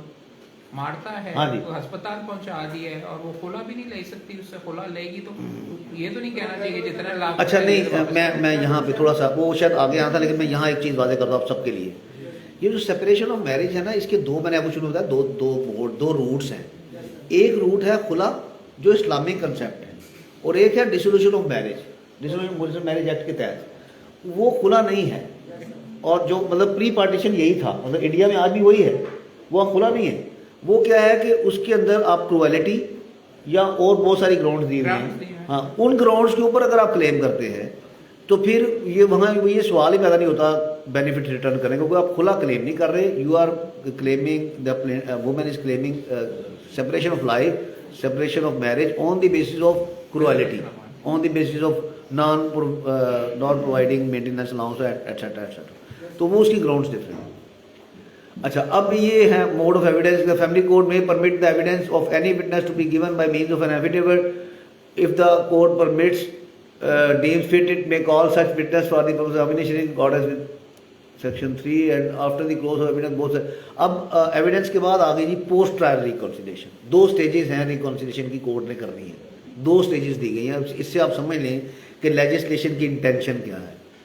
किसी लॉ के अंदर पहली तो बात ये कि है नहीं, और अगर है तो शायद एक आधी होगी। यहाँ दो पहले ट्रायल शुरू होने से पहले प्री ट्रायल रिकॉन्सिलिएशन, फिर पोस्ट ट्रायल। पोस्ट ट्रायल है एविडेंस कंप्लीट होने के बाद और फैसले से पहले। प्री ट्रायल है दावा और जवाब दावा के बाद इशूज फ्रेम होने से पहले, वो प्री ट्रायल है।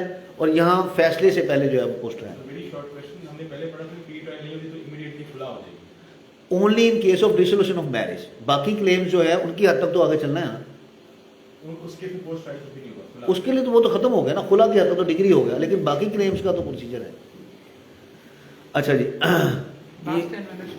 जी ठीक। अब आ जाते हैं जी अपील, जो डिग्री के खिलाफ अपील है, ये जो है फैमिली कोर्ट, ये डिस्ट्रिक्ट कोर्ट में अपील हो सकती है और इसकी लिमिटेशन जो है वो 30 डेज है। अच्छा, ये जो अपील है, यहाँ मैं सिर्फ एक चीज़ वादे कर दूँ कि ये this appeal is against the final decree और फाइनल जजमेंट। इंटरम ऑर्डर के खिलाफ अपील नहीं है, ये लिखा हुआ है आपके सामने, सेक्शन 12-14 पढ़ लीजिए। No appeal shall lie from a decree pass by family court for dissolution of marriage. Dissolution of marriage या खुला को तो वैसे ही अपील नहीं दायर हो सकती। सिमिलरली नीचे जो हकमर है वो डॉवर नॉट एक्सीडिंग ₹100,000, 1 लाख से ज्यादा की डिग्री है हकमर की, तो फिर अपील हो सकती है। अगर 90,000 रुपये डिग्री किया है कोर्ट ने, उसके खिलाफ अपील नहीं हो सकती। ठीक है, इसी तरह ये प्रोसीजर कुछ और करेंगे। इसी तरह उन्होंने मेंटेनेंस का जो है ये भी फिक्स कर दिया कि अगर 5,000 रुपया से ऊपर मेंटेनेंस फिक्स की है कोर्ट ने तो अपील हो सकती है। अगर 4,500 रुपया है तो अपील नहीं हो सकती। अब इसको कुछ हमारे दोस्त इसको ऐसे इंटरप्रेट कर रहे थे कि जी ये मतलब 3 बच्चे हैं तो तीनों का 1500 मिला 2,000 मिला के 6,000 बन गया, तो इसलिए अपीलेबल ऑर्डर है। उस पर भी कोर्ट ने वाजे कर दिया कि ये इंडिविजुअल के लिए है, पर पर्सन। ये नहीं है कि आप कलेक्टिवली 5,000 नहीं, पर पर्सन। सो अगर कोर्ट ने 5,000 से कम फिक्स किया है तो फिर अपील नहीं हो सकती। 5,000 से ऊपर है तो हो सकती है। अब एक ऐसा केस भी हो सकता है जिसमें बच्चों की एजेस देखते हुए कोर्ट फिक्स करती है, कुछ बच्चों की 5,000 से ज़्यादा है और कुछ की 5 से कम है, तो उसमें भी फिर पार्शली आप अपील कर सकेंगे। सिर्फ उस क्लेम की हद तक, उसको आप डिग्री की हद तक कर सकेंगे जो जहां अमाउंट 5,000 से ज़्यादा है। जहां 5,000 से कम होगी वो उसकी अपील नहीं हो सकती।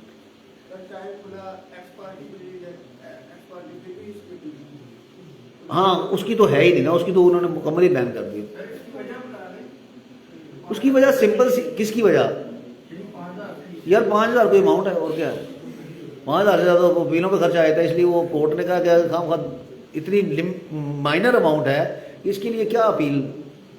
ये तो हर शख्स गरीब से गरीब भी 2-3 हज़ार तो वोट कर ही सकता है, जिसने अपने बच्चे को मार तो नहीं देना ना। जिसने बच्चे का महीने का खर्चा गरीब से गरीब आदमी ने करना तो वो 5,000 से तो कम ऊपर ही होगा।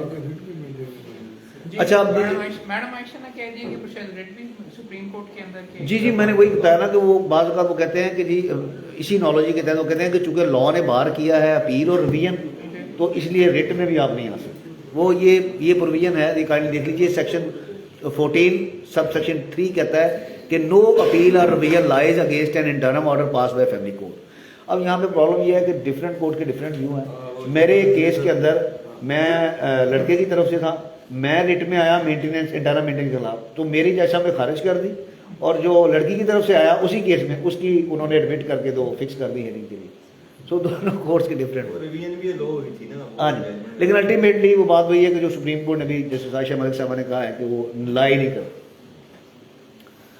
अब ये grounds for dissolution of marriage हैं जो पहले हम जिक्र कर रहे थे कि उसमें यही आ जाता है कि ये the husband treats with cruelty, dispossess the property, और ये वो सारी ग्राउंड देख लीजिएगा आप। अब है एप्लीकेबिलिटी ऑफ सीपीसी एंड कानून शहादत ऑर्डर। जैसे मैंने आपको पहले बताया कि चूंकि इसको सारे प्रोसीजर को सिंप्लीफाई करना मकसूद था और फैमिली कोर्ट्स के आसान और सादा बनाना था, इसलिए इस प्रोविजन के तहत सेक्शन 17 के तहत उन्होंने तमाम जो है कदगरें या लिमिटेशंस कह लें सीपीसी की, उससे आज़ाद कर दिया फैमिली कोर्ट को। उन्होंने कहा कि सीपीसी अप्लाई नहीं करेगी, ना कानून शहादत अप्लाई करेगा, इसीलिए मोड ऑफ एविडेंस में कोई इतनी रिस्ट्रिक्शंस नहीं हैं। अदालत में गवाहों के बयान लिखे जैसे भी और उसको खुद ही वो उसका सर्टेन करते हुए फैसला कर सकती है। लेकिन इसके अंदर दो चीज़ों की एक्सेप्शन है, वो है 10 और 11, यानी रेस जुडिकाटा जिसको आप कहते हैं। ये ज़रूरी था क्योंकि अगर सारा का सारा सीपीसी एक्सक्लूड कर देते तो फिर एक दावे के बाद फिर दोबारा दावा आ सकता था, फिर दोबारा, इसलिए रेस जुडिकाटा वही रहेगा, वो दोबारा दावा नहीं हो सकता एक दफ़ा फैसला शुदा जो है। तो बाकी जो है उसके लिए सीपीसी एक्सक्लूड होगा।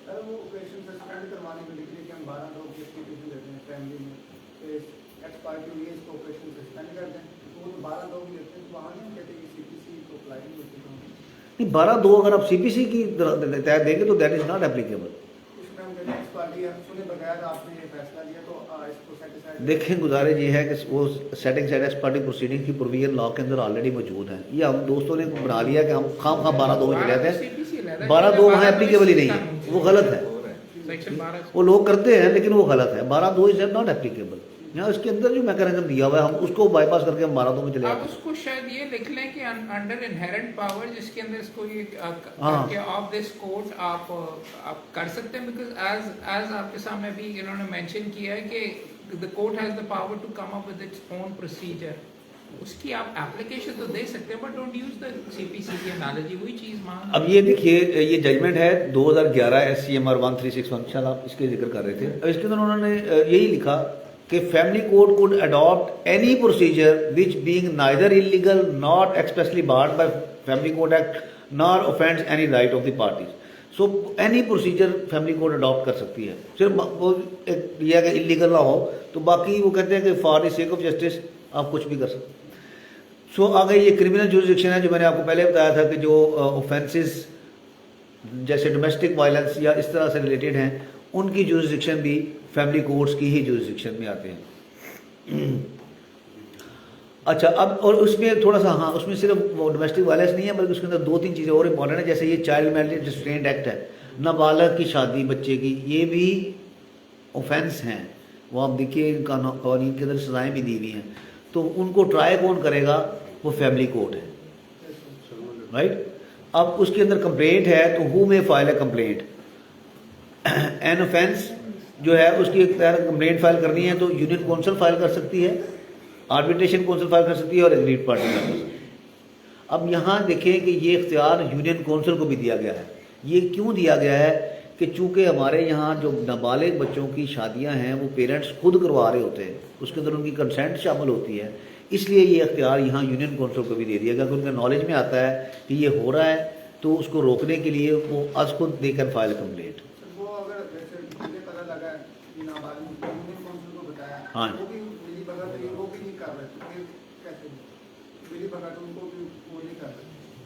देखिए बात यह है कि गुजारिश आप जो can make an application to them, उसके लिए तो फिर आपके पास रेमेडीज है, फिर आप उसको चैलेंज कीजिए वो अपना रोल परफॉर्म नहीं कर रहे।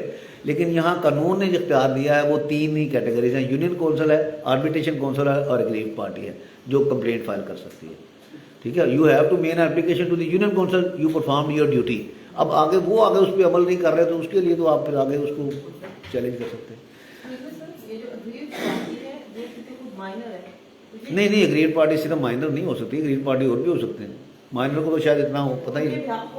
माइनर के बिहाफ पे उसका कोई गार्डियन भी तो कर सकता है। पेरेंट्स मैं जरूरी नहीं है कि पेरेंट ही करे। कोई नेक्स्ट फ्रेंड कोई उसका भाई है, बड़ी बहन है। ये सिंध में बहुत अच्छे केसेस होते हैं। मसले केस के अंदर एक बच्ची ने खुद जाके कंप्लेंट की कि मेरे माँ बाप ने पैसे ले लिए हैं, वो मेरी छोटी बहन का इंतकाल कर रहे हैं। हाँ, अब वहाँ ये सवाल आ सकता था कि हु आर यू, ना तो आप वो हैं जिसकी शादी हो रही है, ना वो हैं जो करवाने जा रहे हैं। तो उसमें वो यही कि उसी के तहत उसने कहा जी मैं गरीब हूँ क्योंकि मेरी बहन की शादी होने जा रही है, वो मैं उसकी ब्लड रिलेशन है। सो इसमें अब आप देखें ना, मैं आपको फैसला तो नहीं दे सकता, लेकिन गुजारिश ये है कि the intention of the law is to prevent and to secure the minors, और उसके लिए ही ये सारा है। अच्छा, अब आ जाते हैं ट्रांसफ़र ऑफ केसेस की। आपने देखा होगा फैमिली केसेस में अक्सर ये प्रॉब्लम आती है कि from one station to other station, और in some cases from one province to other province transfer किया। सिंपल इसको मैं आपको बताता हूँ कि अगर तो एक कोर्ट से दूसरी कोर्ट में ट्रांसफ़र करना है तो इसका अख्तियार डिस्ट्रिक्ट जज साहब को हासिल है, डिस्ट्रिक्ट एंड सेशन जज, डिस्ट्रिक्ट कोर्ट को। अगर एक ज़िले से दूसरे ज़िले में जाएगा केस तो इसका अख्तियार हाई कोर्ट का है सेक्शन 25A के तहत। और अगर एक प्रोविंस से दूसरे प्रोविंस जाना है केस या ट्रांसफ़र होना है तो फिर इसका अख्तियार सुप्रीम कोर्ट का है, section 25A of the family court है।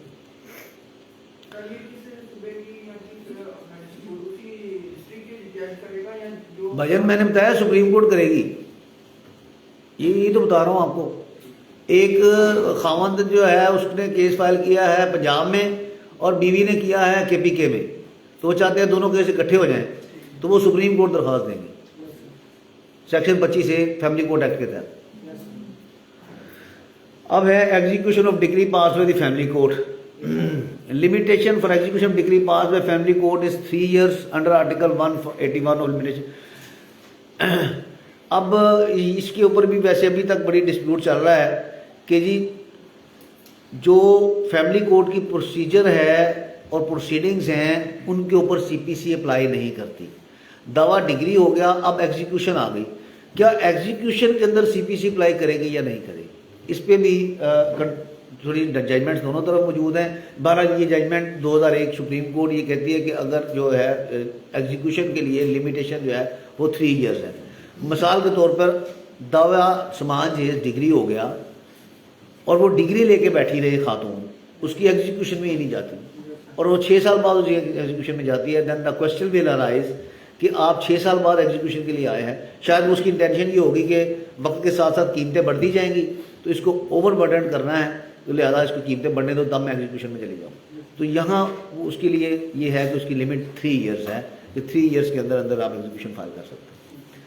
अच्छा, अब ये गार्डियन एंड वार्ड एक्ट है, इसका ब्रीफ सा जो है वो सिर्फ मैं दे रहा था, इसको बेशक स्किप कर चले चले चले इसको स्किप कर देते हैं। ये अपील उसके हैं, मैं एक दो सिर्फ चीज़ें जो है ना वो ये पोलीगैमी जो है ना मुस्लिम फैमिली लॉ ऑर्डिनेंस के तहत आता है, ये ऑफेंस भी है और इसमें अक्सर ये जो है ना वो ये समझा जाता है, ये गलतुल आम जिसको कहते हैं, वो ये है कि औरत की मर्जी के बगैर दूसरी शादी नहीं की जा सकती, जबकि ऐसा नहीं है। ये कानून जो है ना ये इख्तियार यूनियन काउंसिल का है, यूनियन काउंसिल से कंसेंट लेनी है, औरत से नहीं लेनी। और वो ये सेक्शन 6 अगर आप पढ़ लीजिए मुस्लिम फैमिली लॉ ऑर्डिनेंस, उसके अंदर ये दिया हुआ है।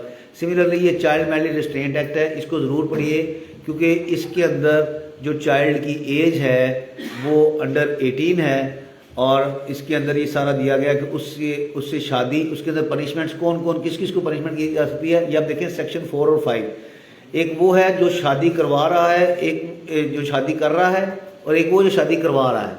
मसलन शादी कर रहा है से मुराद ये है कि बच्ची माइनर है लेकिन जो दूल्हा हुआ है वो मेजर है, तो उसको भी सजा हो सकती है, जिसको ये पता है कि जिससे मैं शादी करने जा रहा हूँ वो माइनर है। हाँ, और सिमिलरली जो करवाने वाले हैं वो उसके पेरेंट्स हैं या रिश्तेदार हैं या वट एवर, तो दैट इज मौलवी भी उसमें शामिल होगा। हाँ, उसके अंदर वर्डिंग है वैसे, हाँ उसके अंदर वो अच्छा। और इस लॉ के तहत सेक्शन 12 के तहत ऐसी शादी को रुकवाने के लिए स्टे भी लिया जा सकता है। सेक्शन 12 जो है ये इंजंक्शन से रिलेटेड है कि ऐसी शादी अगर होने जा रही है तो आप स्टे लेके आ सकते हैं, जो मर्जी चला जाए। ये देखिए ना, इसकी वर्डिंग पढ़ लेते हैं। द कोर्ट में if satisfied from information laid before it. अब इसके अंदर कोई कदगन नहीं है कि अग्रीड पार्टी या फलान है, फलान, information laid before it. Court will do it. ठीक है, अब ये पनिशमेंट्स हैं, इसकी छोड़ देते हैं। सम इम्पॉर्टेंट जजमेंट्स हैं, ये जजमेंट्स रूल नोट कर लीजिए। ये जस्टिस जवाद हसन साहब की है जजमेंट, और इसके अंदर ये जो अभी हमने बात की थी कि क्या यार्डस्टिक्स हैं जिन पे अदालत जो है वो quantum of maintenance allowance fix करती है, ये इस जजमेंट के अंदर बहुत डिटेल से डिस्कस हुआ है कि लाइफस्टाइल और वो सारी चीज़ें। ये निकाना मैं आपको ज़रूर दिखाना चाहूँगा। इसके अंदर आप देखें कॉलम नंबर 13 जो है ये कुछ हकमैर का कॉलम है ऊपर, और फिर नीचे ये कंडीशंस का है 16। अब यहाँ पे आके डिस्प्यूट पैदा हो रहे हैं बहुत ज़्यादा, क्योंकि वो पहले ये होता था कि क्या ये हकमैर का हिस्सा समझा जाएगा कि नहीं समझा जाएगा। अब जो शेड्यूल में आ गया कि any dispute arising out of the nikahnama, लिहाजा इस निकाहनामे के अंदर जो कंडीशन जो बात भी लिखी हुई है, चाहे वो हकमैर में है या नहीं है, वो क्लेम की जा सकती है, और उसका अख्तियार फैमिली कोर्ट्स को है। सर वैसे किसमें शामिल होगा? लेट्स सपोज एक खुला के केस में और उसमें कुछ ना कुछ वापस अगर करना है तो ये वाली प्रॉपर्टी भी शामिल होगी? वो तो हकमैर है, वो तो क्लियर है डावर, लेकिन ये जो है ये अदरवाइज क्लेम है। पहले ये था कि ये इसको सिविल कोर्ट जाना चाहिए, मसलन घर है लिख दिया उसने कि मैं घर देता हूँ, वो कहते हैं इसके क्लेम के लिए वो सिविल कोर्ट जाए। लेकिन अब ये है कहते हैं कि नहीं, सिविल कोर्ट नहीं, फैमिली कोर्ट में ही होगा, क्योंकि वो एक्सक्लूसिव जुरिसडिक्शन है and the dispute is arising out of nikahnama. मैं ये सर पूछ रही कि गिफ्ट में आएगा ये डोबर में आएगा, ये जो 16 नंबर वाला है? हाँ, अब इसके अंदर भी कुछ जो है ना कोर्ट ने उसको ये डिफाइन किया कि ये हकमैर तो नहीं है, ये गिफ्ट है, क्योंकि हकमैर का स्पेसिफिक कॉलम अलहदा से है, वो हकमैर अपनी जगह पे। ये कंडीशन जो हैं ये पर्सनल बिलोंगिंग्स या गिफ्ट्स या इस तरह की चीज़ों में आती हैं, लेकिन इनका अख्तियार बहरहाल फैमिली कोर्ट्स का ही है। ये कंडीशनल हो तो फिर क्या होगा? मतलब या गिफ्ट होगा या मेहर होगा या कंडीशनल किस चीज से, किसी टर्म्स से कंडीशन है कि तब आपको ये कोई कंडीशन नहीं। मिसाल के तौर पर मर्द कहता है कि अगर मैं तलाक दूंगा तो मैं इतने एकड़ ज़मीन आपको दूंगा, या मैं अगर 2 साल बाद मैं आपके नाम ये प्रॉपर्टी कर दूंगा, इस तरह की कंडीशन। कंडीशन ये हो कि अगर तो अब आप 1 मिनट ठहरिए, ये सवाल बाद में कर लेते हैं। मैं सिर्फ 1-2 जो स्लाइड्स रह गई है ना जी, बस ठीक है, अब आप पूछ लीजिए। अलैदगी की सूरत में या अलैदगी को मेंशन ना किया जाए बतौर पैसे की गलत वर्ड यूज करते, तब वो इस कंडीशन से कि किस जगह इकट्ठी मुश्तरका है साथ रहने तक के लिए, तो वो चीज़ उसको एंजॉय कर सकते हैं। साथ रहने के अलावा बसूरत दीगर ये चीज़ उसमें लड़की का शेयर नहीं होगा कोई भी। तो पहले आप सवाल समझाएं, पहले आप सवाल समझाएं। ये सवाल ऑफ कैमरा कर लेते हैं। मैंने जरा अक्सर ये हमने कंक्लूड करना है, आप अलग-अलग क्वेश्चंस में प्लीज सारे के सारे कर सकते हैं। मैं आपको यहाँ पे ड्यूरिंग द लेक्चर हमारे 2 मेंबरान बार काउंसिल और हमारे साहब का पिछली दफ़ा के जो चीफ मिनिस्टर थे वकीलों के पंजाब के लिए, बशारतुल्लाह खान साहब हमारे दरमियान मौजूद हैं, उनकी तरफ से भी, और हमारे लीगल एजुकेशन कमेटी के भी मेंबर हैं, उनकी तरफ से भी हम आपको खुशामदीद कहते हैं। इशू बेसिकली ये था कि दोनों मेंबरान आपके सामने ला के ये भी इन्होंने ज्वाइन भी इसलिए किया कि they are concern about law as well, कानून के बारे में उनका इंस्टिंक्ट्स, मैं बार बार ये कह रहा हूँ, देखें कि वो तड़प उठते हैं कि ये वाली चीज़ मैंने ये इस तरह नहीं, इस तरीके से। This is the instinct you need to develop अपने जहन के अंदर। जो चीज़ें पढ़ा रहे हैं वो तो हमने पूरी नहीं पढ़ाई, स्लाइड्स हमने आपको दी हुई हैं, सारी की सारी कर सकते हैं। और सबसे इम्पोर्टेंट जो इसमें हिस्सा है बच्चों की कस्टडी वगैरह का, वो तो हमने टच भी नहीं किया। बट बात ये है, ये इब्तदा है, आपको हमने सही डायरेक्शन के अंदर बीच में पॉइंट आउट कर दिया हुआ है। सो उसके लिए और आप नो डाउट सारे एग्री करेंगे कि हमने सही बंदे को बुलवा के यहाँ पे आपको उस डायरेक्शन के अंदर किया। जो पहले हम बार बार कहते हैं, बार पॉलिटिक्स के अंदर हमारे भाई वीपी रहे, हमारे भाई बेंच पे भी रहे, और but professionalism is the main criteria जिसके ऊपर आप किसी वकील की वर्थ जज करते हैं। और जो वकील सारों को बीच में सिखाता है और खासतौर पर यंगस्टर्स को करता है, उसको हम सलूट करते हैं। तो सोहेल शफीक साहब, आपकी मोहब्बत, आपका शुक्रिया सर। तमाम दोस्तों का प्लीज मेंबरान के साथ भी अगर एक तस्वीर हो जाए प्लीज यहाँ पे सही